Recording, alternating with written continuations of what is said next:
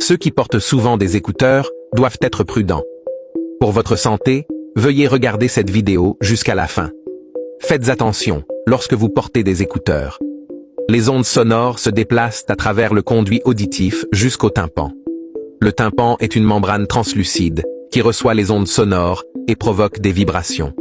Derrière le tympan se trouvent 3 petits os, le marteau, l'enclume et l'étrier. Ces 3 os amplifient les vibrations et les transmettent à l'oreille interne. L'oreille interne est divisée en 2 parties. Celle-ci s'appelle le vestibule et est responsable du maintien de l'équilibre. Celle située derrière est appelée la cochlée.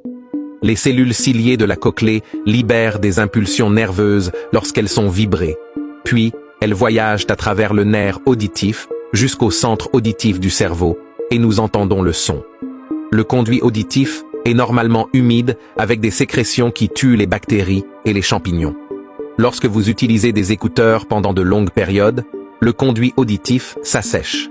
Les bactéries peuvent pénétrer et provoquer des infections. Et l'utilisation constante d'un volume élevé peut entraîner une surstimulation et un élargissement des cellules ciliées de la cochlée. Dans les cas légers, cela peut être réversible, mais dans les cas graves, cela peut entraîner des dommages cellulaires permanents. En conséquence directe, il y a une perte auditive progressive. Au début, cela peut se manifester par une perte auditive temporaire ou des acouphènes, mais avec le temps, cela peut devenir permanent. Alors, comment éviter ce danger ? Veuillez vous rappeler la règle des 60-60. Ne pas écouter de la musique à plus de 60% du volume maximum. Deuxièmement, ne pas écouter de la musique pendant plus de 60 minutes en continu. Certains d'entre vous peuvent ne pas être en mesure de respecter cette exigence en raison de circonstances particulières. Dans ce cas, faites toujours attention à la distance entre la source sonore et le tympan.